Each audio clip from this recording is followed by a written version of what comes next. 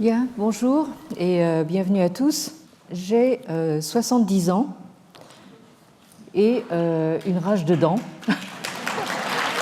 Ça rime.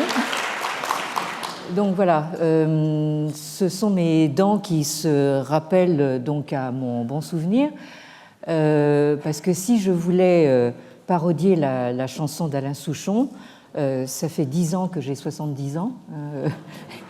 Et donc, rappelez-vous, il y a tout juste 10 ans précisément, peu après les attentats du 13 novembre 2015, nous reprenions nos cours ici même en faisant cette constatation.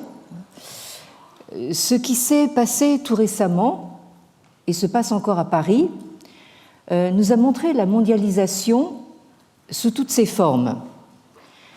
Nous vivons désormais une mondialisation de la violence extrême et extrémiste, mais nous vivons aussi à l'ère de la conscience mondialisée que c'est la planète dans son ensemble qui est en danger et que les solutions ne peuvent se trouver qu'à l'échelle planétaire. Et comme moi, vous aurez pu observer que depuis ces 10 années, la situation ne s'est pas améliorée, bien au contraire. De nouvelles flambées de violences extrêmes, de nouveaux conflits, des attaques de plus en plus massives contre les principes démocratiques, une précipitation des catastrophes dites naturelles, et j'en passe. Alors, il n'échappe à personne que dans ce monde actuel, qui est le nôtre, la Chine occupe une place massive et qu'elle pèse de tout son poids, comptant habituellement à mesurer en termes avant tout économiques et géopolitiques. On nous bassine de ça tous les jours. Or, il me semble nécessaire de s'efforcer, d'une part, d'aller au-delà des chiffres et des purs rapports de force, et d'ouvrir la réflexion sur la profondeur de la longue durée. Il me semble également important, d'autre part, de ne pas suivre la tendance médiatique à parler de la Chine, prise comme une entité isolée et autosuffisante, mais de la replacer dans un espace de circulation plus large où elle entre nécessairement en interaction avec d'autres qu'elle, où elle bute sur ses limites, où elle se trouve confrontée à des regards critiques, où elle est renvoyée à des interrogations sur elle-même.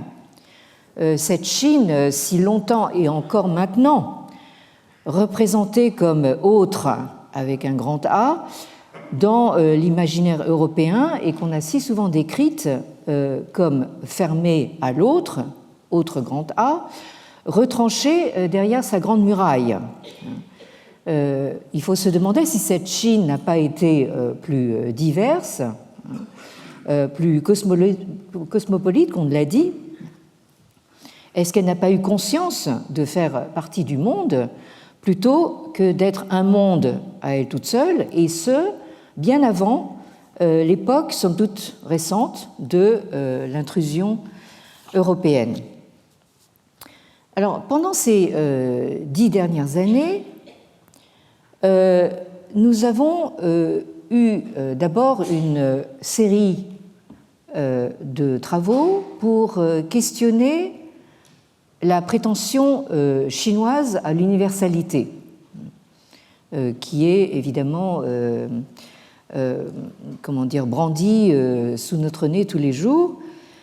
Ensuite, nous avons eu une autre série de travaux pour questionner également la prétention chinoise à être la civilisation par excellence, c'est-à-dire non seulement une grande civilisation, mais le cœur même de la civilisation dans l'absolu.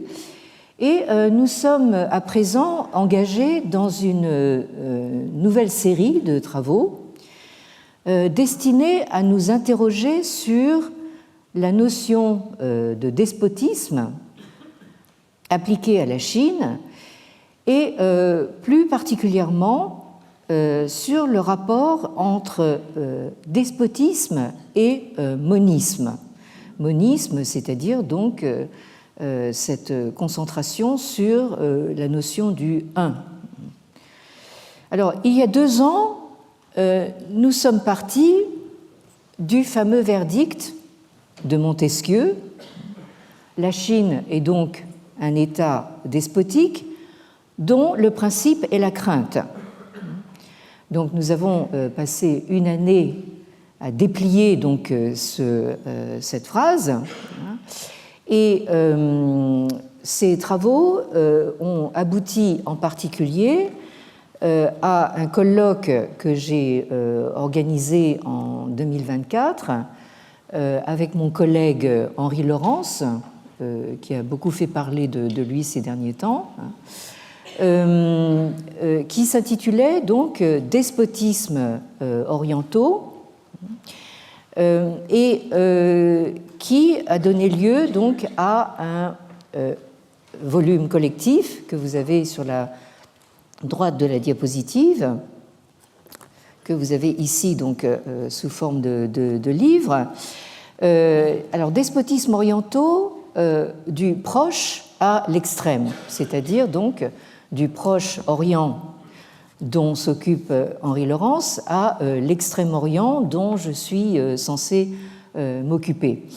Et ce colloque venait dans le sillage d'un colloque précédent qui, lui, s'intitulait « La violence politique » et qui a donné lieu, lui aussi, à un volume collectif publié aux éditions Hémisphère. Donc, c'était la violence politique vue par les historiens du Moyen à l'Extrême-Orient. Et alors, donc, vous voyez un petit peu le projet commun qu'il y a derrière ces 2 colloques et ces 2 volumes, c'est-à-dire, au fond, de montrer que entre le Moyen-Orient et l'Extrême-Orient, qui, en général, dans l'imaginaire européen, correspondent à des images totalement différentes, voire radicalement opposées. On a l'habitude de penser au Moyen-Orient comme une terre de sang, de violence, de conflits, alors que l'Extrême-Orient serait zen, harmonieux et non violent, n'est-ce pas ? Donc là, nous avons voulu montrer qu'en réalité, il y a une continuité dans la violence, en particulier la violence d'État, et qui n'est pas moindre si elle est moins visible. De fait, quand vous allez vers l'Extrême-Orient, vous avez l'impression que c'est moins violent parce que ça se voit moins, mais ça n'est pas pour autant que c'est moins violent. Alors, dans ce dernier volume sur les despotismes orientaux, nous couvrons alors à la fois le temps et l'espace depuis les Grecs, avec notre illustre collègue Pierre Briand, qui s'est beaucoup occupé du monde achéménide et qui, justement, nous rappelle que déjà pour les Grecs, l'Orient, c'était l'autre despotique.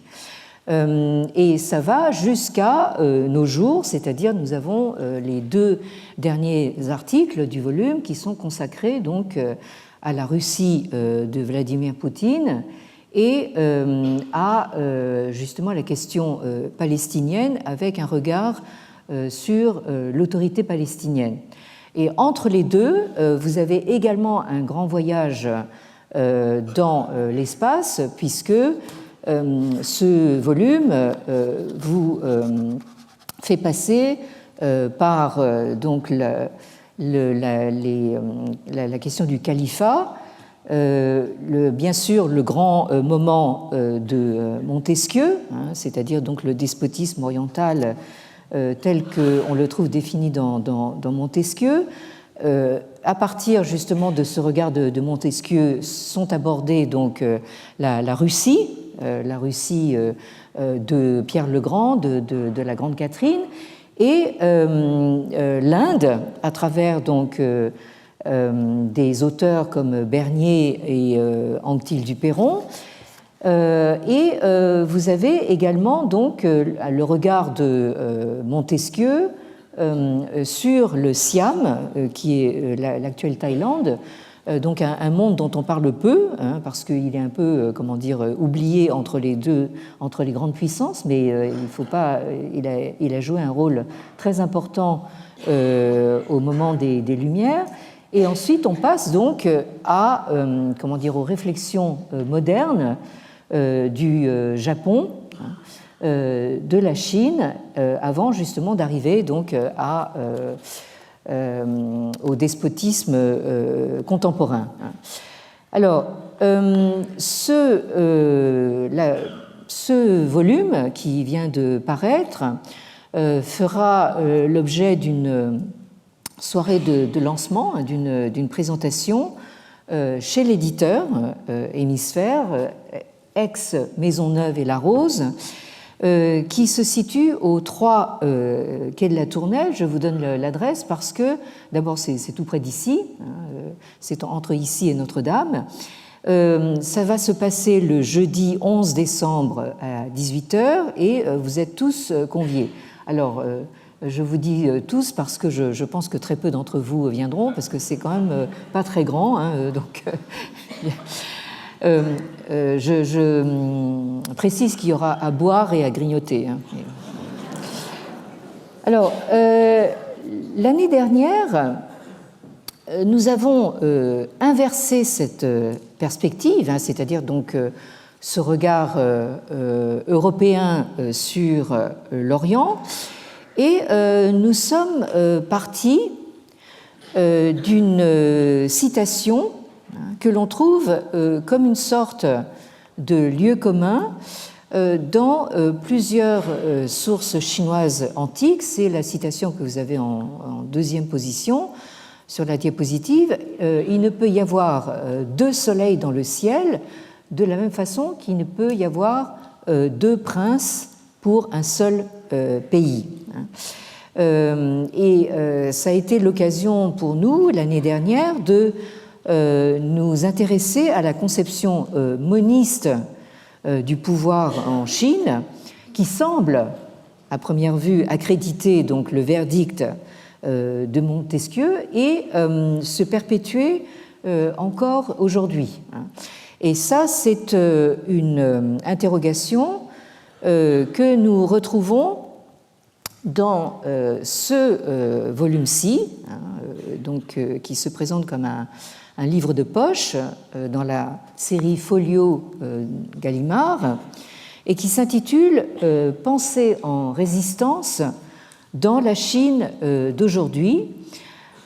Et comme vous le voyez sur la diapositive, c'est le troisième volume d'une trilogie qui a été commencée en 2007 avec La pensée en Chine aujourd'hui, qui se proposait donc en 2007 dans la Chine juste avant donc les Jeux Olympiques de Pékin de 2008, qui se proposait de faire le tour de tous les, on pourrait dire, les points d'entrée dans le monde chinois pour, disons, un public européen élargi, non initié mais curieux. À partir de quelles préoccupations, à partir de quel centre d'intérêt est-ce qu'on peut s'intéresser à la Chine aujourd'hui? Alors ça peut être donc évidemment l'écriture chinoise qui a toujours beaucoup fasciné depuis des siècles, même depuis le siècle des Lumières précisément. Ça peut être la fameuse médecine chinoise traditionnelle. Hein, donc, je suis sûre que beaucoup d'entre vous y croient dur comme fer. Moi, j'ai été mariée pendant longtemps à un Chinois qui me disait, ben oui, enfin, c'est si on y croit que ça fonctionne. Hein, bon. Ça peut être l'histoire, évidemment, l'histoire chinoise très comment dire, qui fascine par sa longueur, son antiquité. Ça peut être la question du confucianisme, etc., etc. Hein. Ça peut être aussi, il y a aussi un article sur les romans de KPDP chinois hein, qui faisaient un carton avant qu'arrive la vague des mangas. Hein, bon, voilà, donc ce premier volume faisait un petit peu le tour de toutes ces questions. Hein. Le deuxième volume, paru en 2021, s'intitule Penser en Chine, penser ER, c'est le verbe, avec un point d'interrogation implicite, qui en 2021, nous sommes encore en pleine pandémie du Covid-19, se pose la question de savoir est-ce qu'il est encore possible de penser dans la Chine d'aujourd'hui. Et là, changement de ton hein, par rapport au premier volume. Ce deuxième volume fait le tour de ce que je peux appeler les questions qui fâchent. Alors précisément, la question, par exemple, de savoir en fait comment définir l'économie chinoise. Est-ce que c'est un capitalisme? Est-ce que c'est un système socialiste hein? Est-ce que c'est un capitalisme d'État? Ça peut être la fameuse question encore d'actualité du crédit social. Est-ce que c'est un mode de contrôle de la société qui maintenant s'enrichit enfin, des dernières technologies de reconnaissance faciale? Bon. Est-ce que nous avons aussi la question évidemment du traitement des minorités? Nous sommes encore dans le contexte, jusqu'à nouvel ordre, d'une Chine qui se réclame comme une nation multiethnique et qui a, comme on le sait, un traitement particulièrement injuste et très comment dire, cruel des minorités dites ethniques. Et ça peut être aussi donc, la question justement de la gestion des pandémies en Chine. Ça, c'était la question d'actualité, évidemment, en 2021. Et depuis donc, à peu près 2 mois, est sorti donc, ce troisième volume, toujours avec la collaboration du très grand éditeur devant l'éternel Éric Vigne. Et ce troisième volume donc s'intitule Penser en résistance dans la Chine d'aujourd'hui. Alors, Penser en résistance, que j'ai coordonné avec ma collègue de l'INALCO, Chloé Froissart, qui est politiste. Je dis tout de suite qu'il ne s'agit pas en fait d'un volume consacré donc à la dissidence, parce que ça, c'est évidemment ce vers quoi tous les médias voudraient nous pousser, et évidemment ce vers quoi voudrait nous pousser donc le discours officiel actuel. Vous avez sur la couverture la graphie un petit peu à l'ancienne, antiquisante, du caractère qui veut dire remontrance. Alors, la remontrance, il faut préciser que nous avons eu l'occasion d'en parler ici même. Il s'agit non seulement donc d'une pratique individuelle des lettrés confucéens, mais il s'agit en fait d'une institution impériale il y avait un bureau donc des remontrances qui théoriquement donc donnait aux lettrés confucéens qui étaient les conseillers du prince, de l'empereur, leur donnait la possibilité de présenter justement des remontrances à l'empereur quand ils étaient dans la conviction que l'empereur gouvernait donc l'empire de manière à aller dans le mur. Bon. Alors évidemment, je dis toujours que ce serait une institution en fait à instaurer non seulement en Chine mais également chez nous, pourquoi pas. Hein. Bon. Donc cette institution a existé sous plusieurs dynasties, pas toutes, hein, parce qu'évidemment certaines dynasties ont trouvé commode d'oublier qu'il y avait cette institution, hein, mais tout de même, ça vous montre un petit peu l'esprit dans lequel nous avons conçu ce volume, qui est en fait, comme dirait Éric Vigne lui-même, qui va au cœur du réacteur, c'est-à-dire qui recueille des textes d'intellectuels chinois d'aujourd'hui, qui vivent depuis plus de 10 ans, hein, même une douzaine d'années, sous donc le règne de Xi Jinping, et qui donc vivent encore en Chine aujourd'hui. Hein, parce que si vous dites dissidents, hein, ça concerne essentiellement en fait des intellectuels chinois qui ont quitté la Chine, donc qui ont choisi de s'exiler. Or ici, ce sont donc des citoyens chinois donc, qui sont encore en Chine aujourd'hui, quitte à être emprisonnés. C'est le cas de certains auteurs que nous publions en traduction, notamment des auteurs justement des minorités. Il s'agit d'auteurs ouïghours qui sont emprisonnés à vie, et on finit par comprendre en les lisant, hein, où dans leur texte, ils proclament justement leur loyauté non seulement à la nation chinoise, mais au parti communiste chinois. On finit par comprendre qu'ils sont emprisonnés en fait, du seul fait qu'ils sont ouïghours. Hein. Ouïghour, enfin pour dire les choses sommairement, ouïghour veut dire musulman et musulman veut dire terroriste, hein, donc à mettre en prison à vie. Et nous avons également en fait d'autres intellectuels qui sont pour la plupart des universitaires, qui ne sont pas des dissidents encore une fois, mais qui analysent objectivement donc ce qu'ils observent de la Chine d'aujourd'hui. Alors vous avez une première partie qui est consacrée donc à l'exercice très en vogue aujourd'hui de la réécriture de l'histoire, hein, en Chine. Ça, c'est le fondement de tout régime qui veut justement imposer son récit national. Et là, vous avez justement des auteurs qui sont en résistance en quelque sorte, puisque eux donnent un récit qui n'est pas justement dans la ligne voulue par le parti.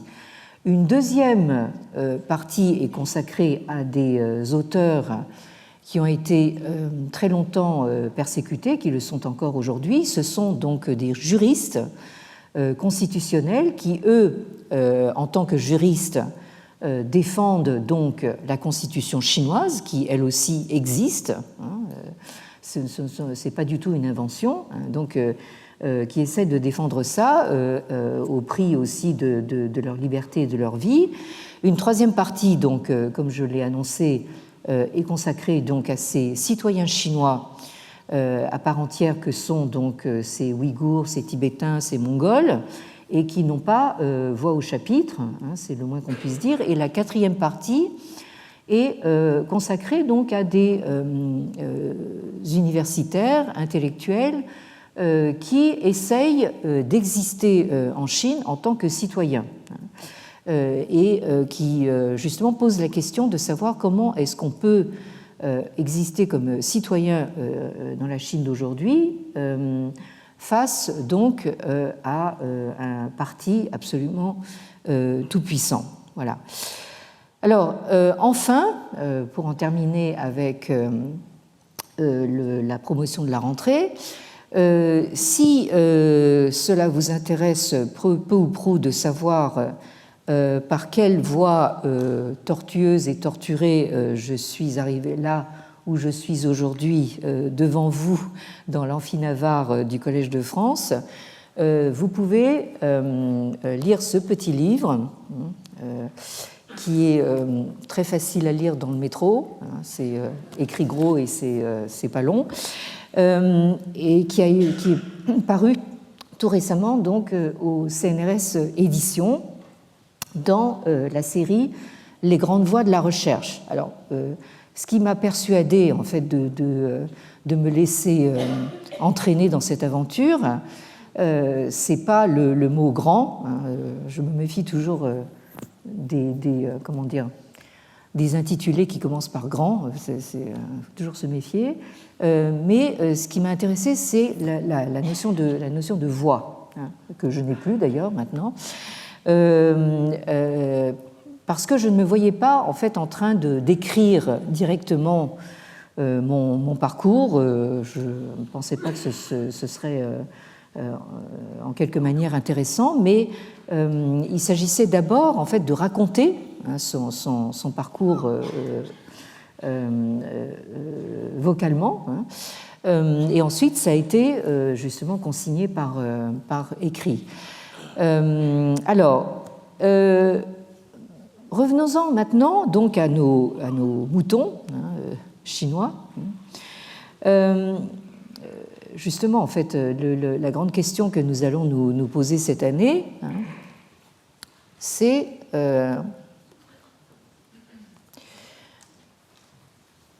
ce qui est provoqué par la troisième citation sur la diapositive.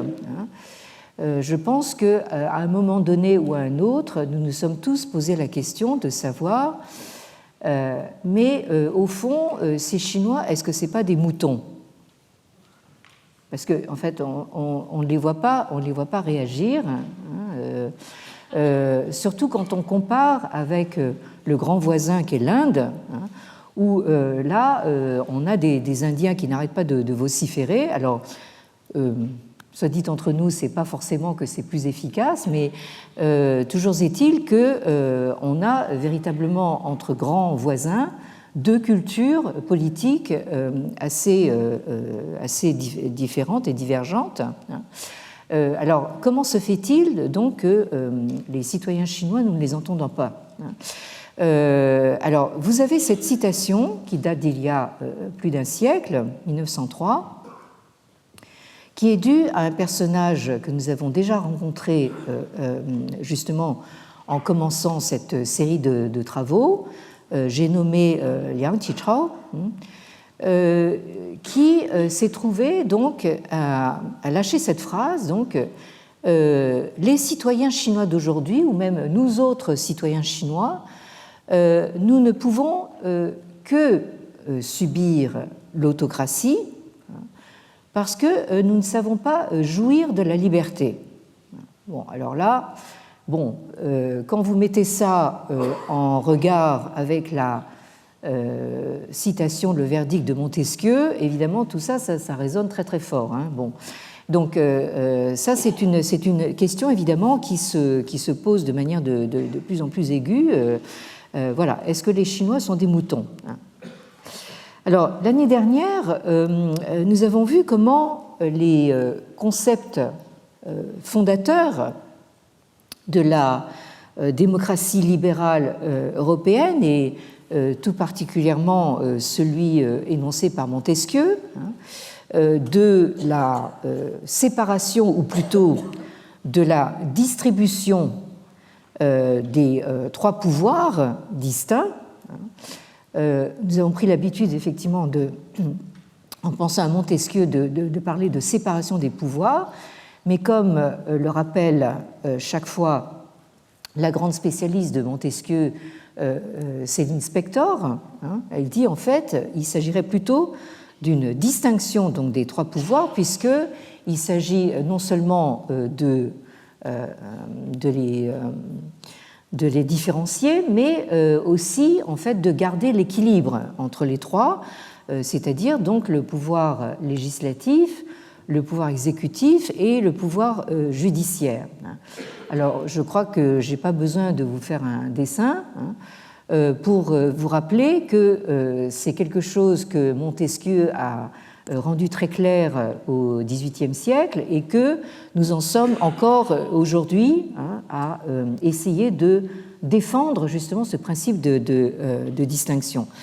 Donc ces idées se sont frayées un chemin jusqu'en Chine par l'intermédiaire du Japon au XIXe siècle. Comme vous savez, si nous laissons emporter par ce que nous entendons tous les jours aux nouvelles, dans les médias, nous savons qu'aujourd'hui, en fait, les relations entre la Chine et le Japon se sont de nouveau extrêmement tendues depuis l'arrivée au pouvoir de Madame Takaichi, donc au Japon. Donc c'est de nouveau, on est de nouveau à couteau tiré, mais ça n'empêche pas que, en tant que universitaire, en tant qu'historien, nous devons absolument,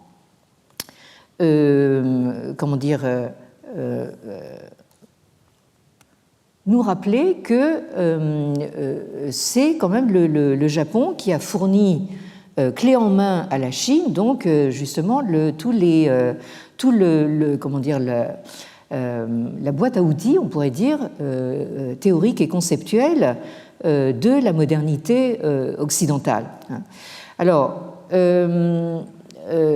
tout commence évidemment avec notre baron de la Brède, Montesquieu, dont vous avez ici le seul portrait, apparemment le seul portrait authentique, fait à partir du modèle. Et les idées de Montesquieu font leur chemin, arrivent au Japon donc au milieu du XIXe siècle, c'est-à-dire sous l'ère Meiji. Je fais un rappel très très rapide ici de ce que nous avons vu il y a 2 ans. Ici, vous avez donc à l'image une des grandes figures justement du Japon de l'ère Meiji, Fukuzawa Yukichi, donc qui a vécu de 1835 à 1901. Donc vous voyez, c'est quelqu'un qui a couvert justement toute la deuxième moitié du XIXe siècle et qui donc a essayé de s'approprier justement cette différenciation entre différents types de régimes politiques que vous avez en japonais donc, et en kanji, donc en caractère chinois à côté.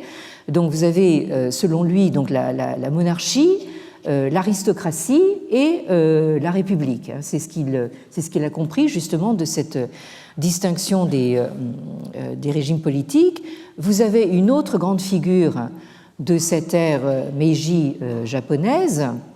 Je rappelle qu'elle a duré de 1868 jusqu'à 1912, donc tout le deuxième moitié du XIXe siècle. J'ai nommé ici donc Nishiyamane, qui a vécu lui de 1829 à 1897 et qui lui donc reprend la distinction justement entre les 3 pouvoirs.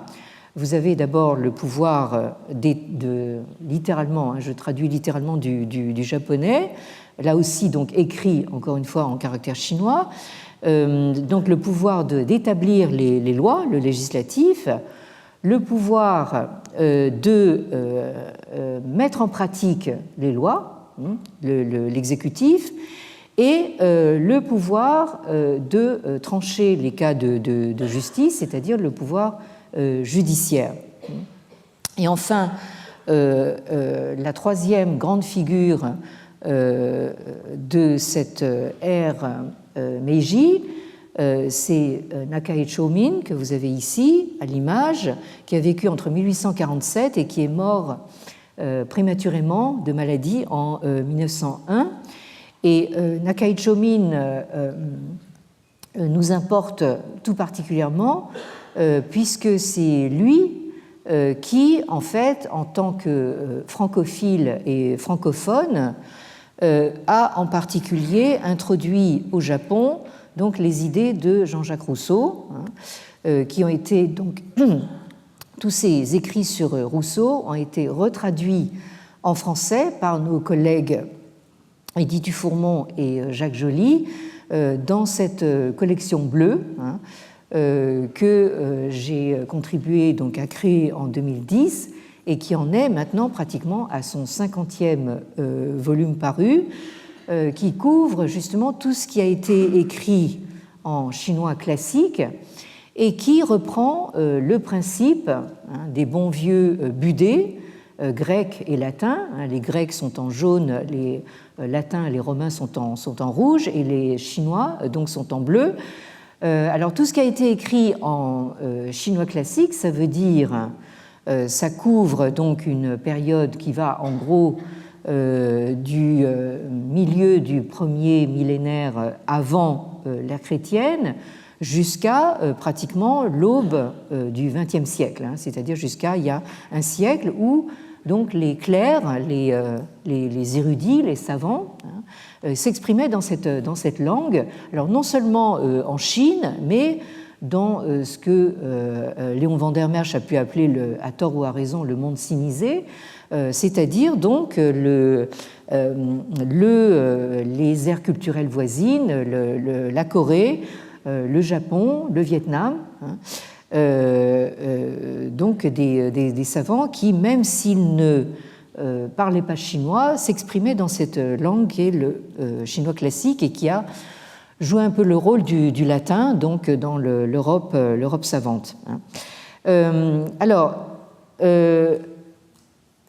à partir de cette médiation japonaise, cette modernité européenne est passée à la Chine, en particulier grâce en fait à un tournant historique qui s'est passé en Chine et qui est très étroitement lié aux deux personnages que vous voyez sur cette photo. Vous avez assis donc Krang Yo-wei, donc grand maître des études classiques canoniques chinoises de la région de Canton, au plein sud de la Chine, qui a été justement une des premières à s'ouvrir d'abord à l'intrusion occidentale, puisque c'était un port majeur dans le trafic de l'opium. Et donc, Krang Yo-wei, formé donc aux études classiques et canoniques chinoises, a été aussi parmi les premiers savant chinois à être exposé justement aux influences occidentales qu'il a essayé de s'approprier. Il est né en 1858 et mort en 1927. Alors lui est contemporain justement de ces grands intellectuels japonais de l'ère Meiji. Et debout à côté de lui, vous avez donc le fameux Liang Qichao, que j'ai nommé tout à l'heure, qui est justement l'auteur de cette phrase qui va nous intéresser cette année, qui lui donc est né en 1873 et est mort en 1929. Et donc nous avons ici le rapport du maître à disciple. Le maître est assis, le disciple debout à côté de lui. Tous les deux sont dans le costume donc de la Chine du XIXe siècle, de l'époque mandchoue. Ils ont la natte mandchoue, la longue robe des lettrés. Et vous avez ici sur la diapositive donc une traduction et présentation en français de notre collègue Roger Darobert de ce manifeste à l'empereur qui a été présenté donc par Krang Yo-wei à l'empereur, un peu dans l'esprit justement de la remontrance dont je parlais tout à l'heure, qui a été présenté en 1895 au moment où la Chine impériale, qui encore une fois est une Chine mandchoue, donc essuie une défaite cuisante devant la marine japonaise qui bat la marine chinoise à plat de couture en 1895. Donc ça, c'est le début de la fin, si j'ose dire. La Chine, qui avait toujours considéré le Japon comme comme un vassal négligeable et méprisable, se prend une raclée historique donc pour la première fois, et le Japon donc remet le couvert, si j'ose dire, donc en 1905, en battant cette fois donc une armée encore à l'époque considérée comme européenne, l'armée tsariste russe en 1905. Donc vous voyez que les réformes de l'ère Meiji payent, donc elles montrent leur efficacité. Et donc en 1895, Kang Youwei se réveille en disant il y a la maison brûle, il faut qu'on fasse quelque chose. Donc il présente ce manifeste à l'empereur, qui évidemment, pour toutes sortes de raisons, fait la sourde oreille, mais en 1898, Kang Youwei revient à la charge avec la première tentative de réforme du régime politique impérial, en proposant un nouveau régime qui serait une monarchie constitutionnelle, en grande partie sur le modèle anglais. Mais là aussi, donc, cette tentative de réforme se solde par un fiasco total. Les tenants de la réforme, Kang Youwei, Liang Qichao en tête, sont obligés de fuir parce que beaucoup justement des leaders de ce mouvement qui n'ont pas fui à temps donc sont arrêtés et exécutés, décapités donc sur place.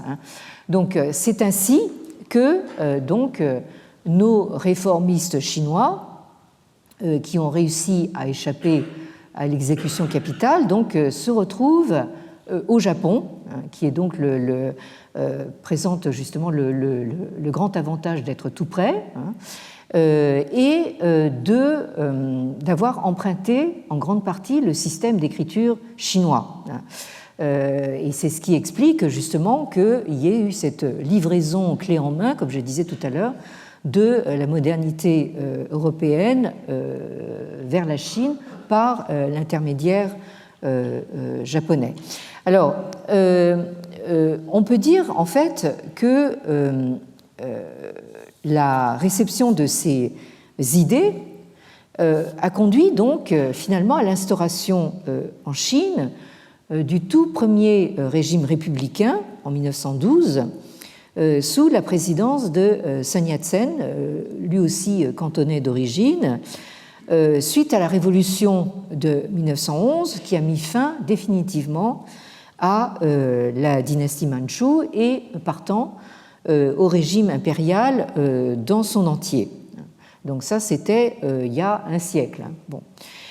Mais alors, qu'en est-il sur le plan des idées, c'est-à-dire de l'introduction de cette conception pluraliste de l'exercice du pouvoir dans une vision politique essentiellement moniste, dans laquelle il ne peut exister qu'une seule source du pouvoir. Au prix de quels efforts d'adaptation et au prix de quelles contradictions est-ce qu'on en est arrivé à un changement aussi radical? Alors on pourrait dire très littéralement que l'esprit des lois, paru pour la première fois en 1748, traduit en anglais dès 1750, 2 ans plus tard, que cet esprit des lois de Montesquieu, ça a été un gros pavé, l'esprit des lois c'est très littéralement un gros pavé, jeté dans la mare de la Chine de la fin du XIXe siècle.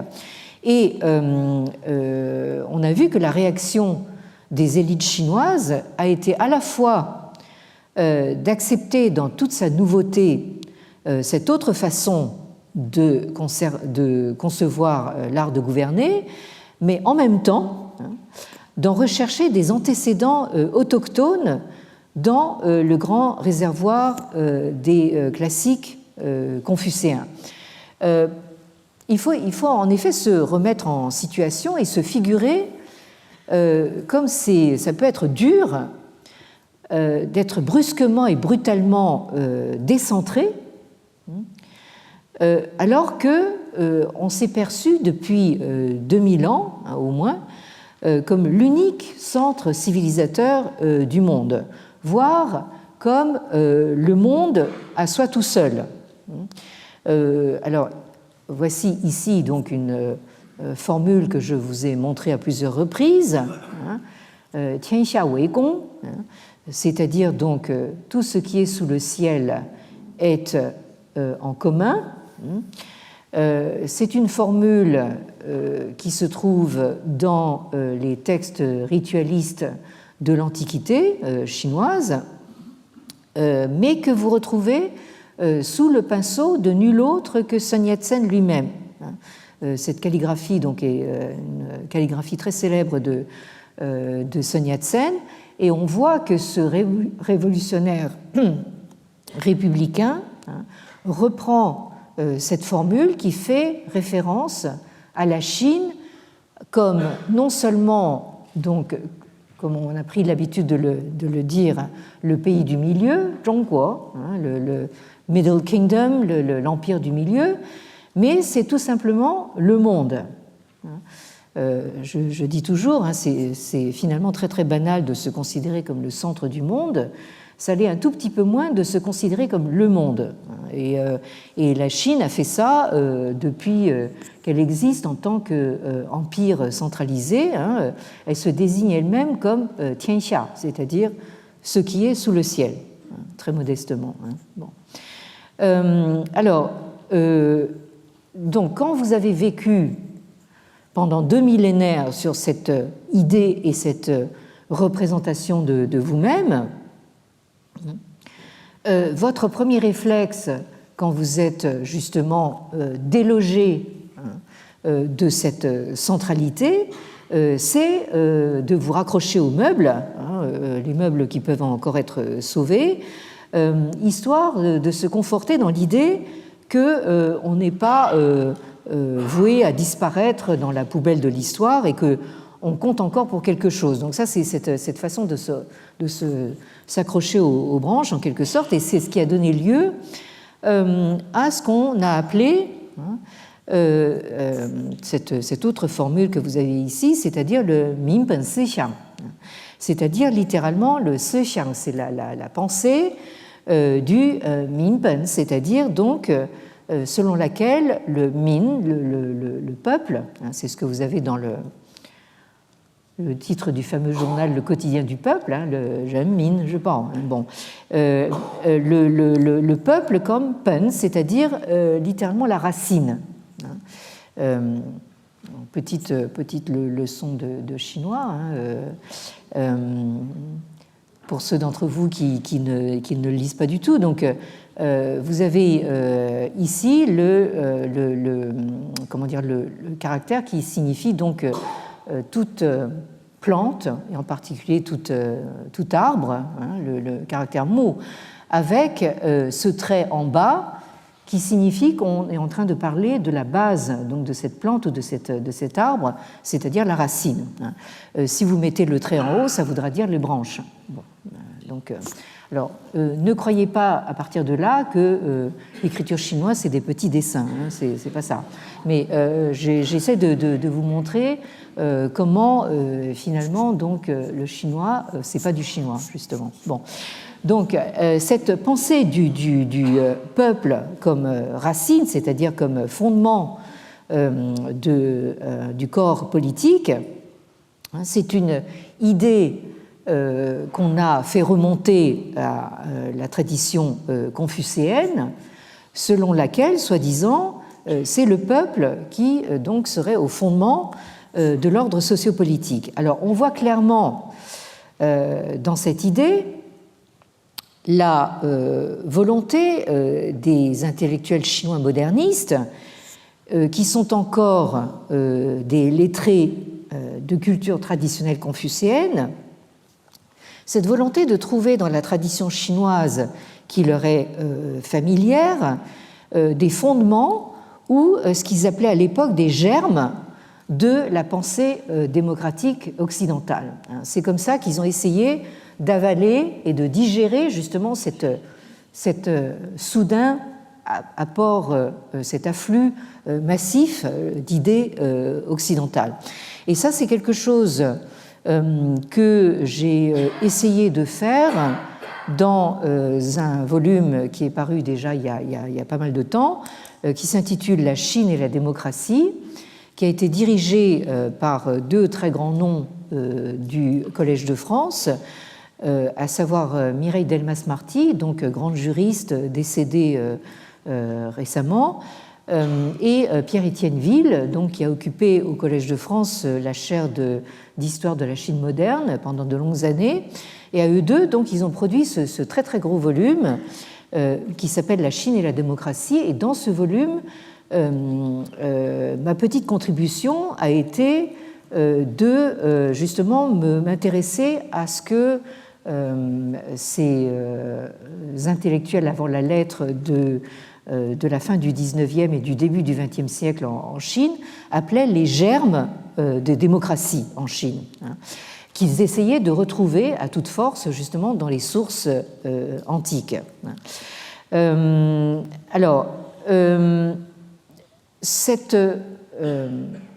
quête justement des antécédents, on la retrouve dans la génération des intellectuels qui sont nés dans les années 1880 à 1890, comme Chen Duxiu, que vous avez à droite sur la photo.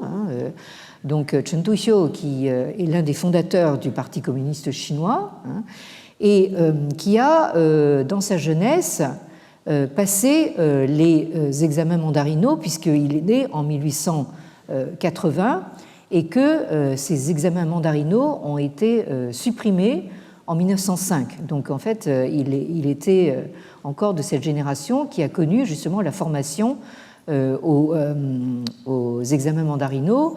Et pour répondre à une question récente que j'ai eue d'une amie qui me demandait si j'avais jamais pratiqué les Baguwen, c'est-à-dire donc cette dissertation de concours en 8 parties, je lui ai dit j'ai pas l'âge d'avoir fait ça. Bon, je suis vieille, mais quand même pas à ce point-là. Donc Chen Duxiu, donc, qui est né en 1880, qui est mort en 1942, qui a suivi justement la voie ultra-révolutionnaire jusqu'à faire partie des fondateurs du Parti communiste. Et à gauche, vous avez donc Hu Shi, qui lui est né une dizaine d'années plus tard, en 1891, est mort en 1962, et qui lui n'a pas passé justement les examens mandarinaux pour la bonne raison qu'ils avaient été abolis au moment où il arrivait à l'âge de les passer. Et que, alors vous avez ces deux personnages qui ont été unis dans le même combat moderniste, en particulier lors du mouvement du 4 mai 1919, mais dont les destins ont totalement divergé à partir de là pour aboutir à des parcours diamétralement opposés, puisque Hu Shi, en fait, s'est retrouvé aux États-Unis et ensuite à Taïwan, donc, où il a justement représenté Taïwan comme ambassadeur aux États-Unis. Donc, voilà. Alors, cette pensée Minpen, et j'en terminerai là aujourd'hui, je rappelle justement une des phrases qu'on amène à tout bout de champ, justement, à propos de cette pensée Minpen.